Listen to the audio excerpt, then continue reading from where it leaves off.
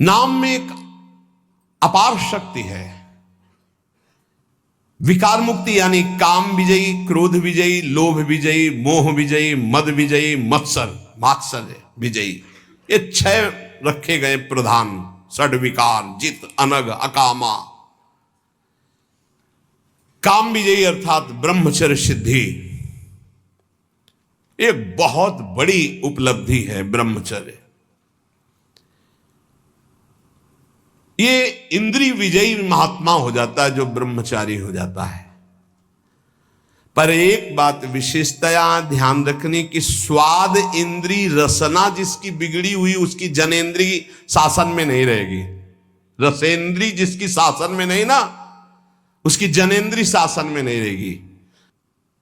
बड़ी परेशानी है इस रसेंद्री से उपासक को, यह बात ध्यान रखो।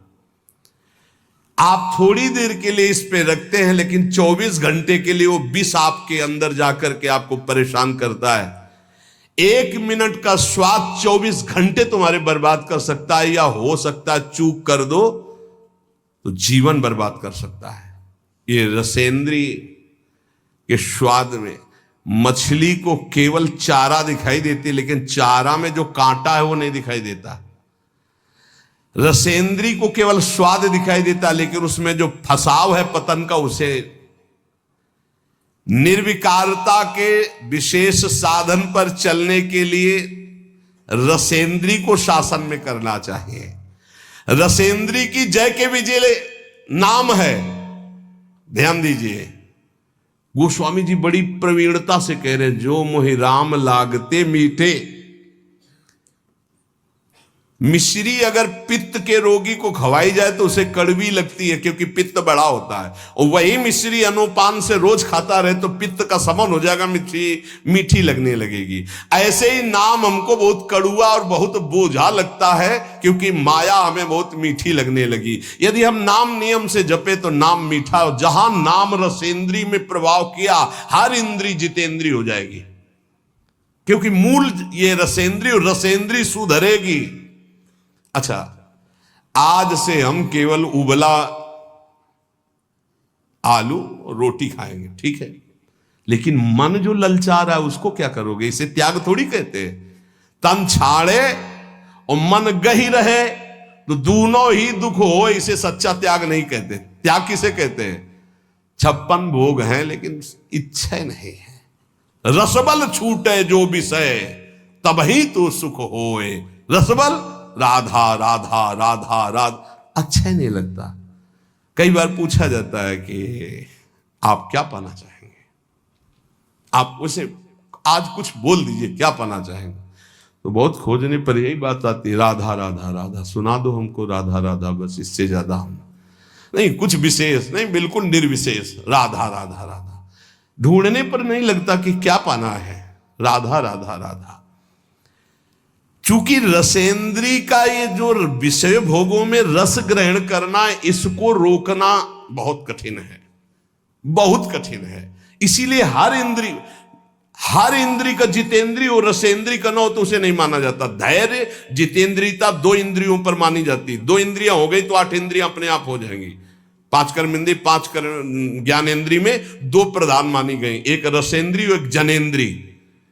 अगर 2 इंद्रियां काबू में है तो सब इंद्रियां काबू में। अब उसको भी एक में बदल दिया, ये रसेंद्री काबू में है तो जनेन्द्री अपने आप काबू में हो जाएगी।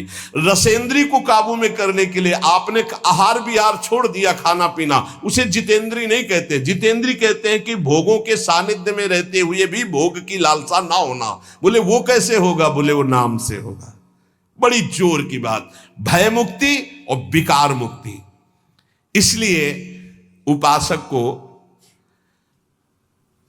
नाम जप में रसेंद्री को लगाना चाहिए, और रसेंद्री लगे इसलिए पहला, सर्वसाधारण ये हम बातें कर रहे हैं, बाजार के बने हुए पकवान आदि पाने से परहेज करे।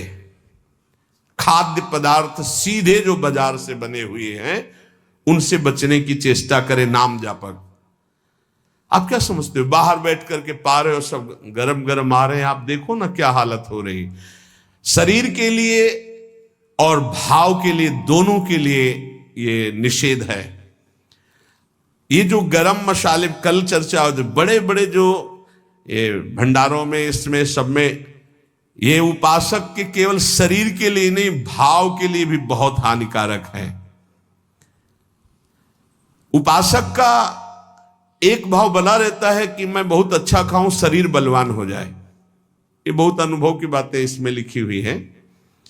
हमेशा भोजन के समय दो चीजें ध्यान रहती हैं भोजन करने वाले को, पहला स्वाद और दूसरा शरीर बलवान और स्वस्थ हो।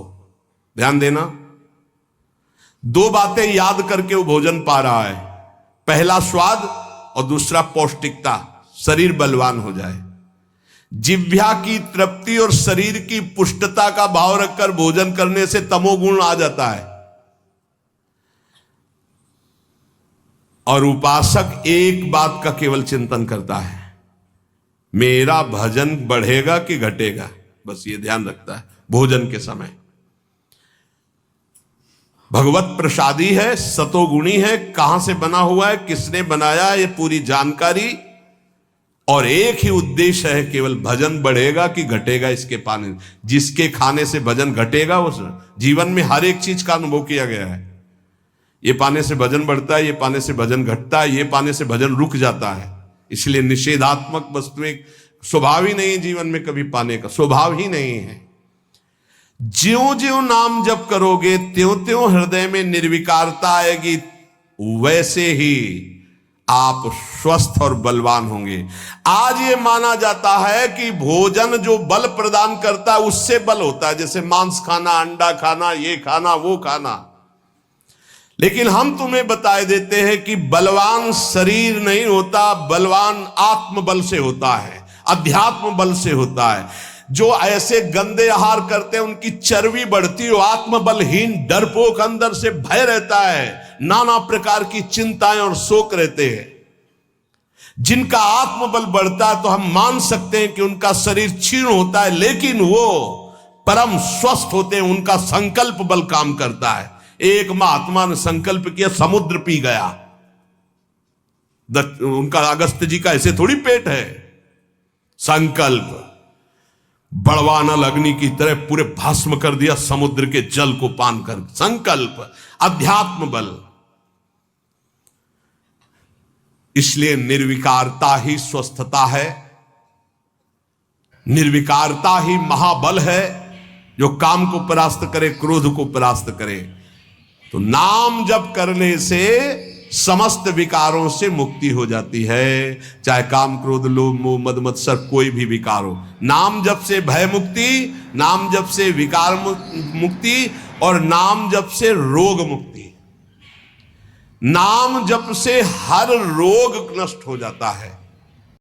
ऐसे ही भक्ति वीडियो देखने के लिए आप मेरे चैनल को सब्सक्राइब, लाइक और शेयर करें। धन्यवाद दोस्तों।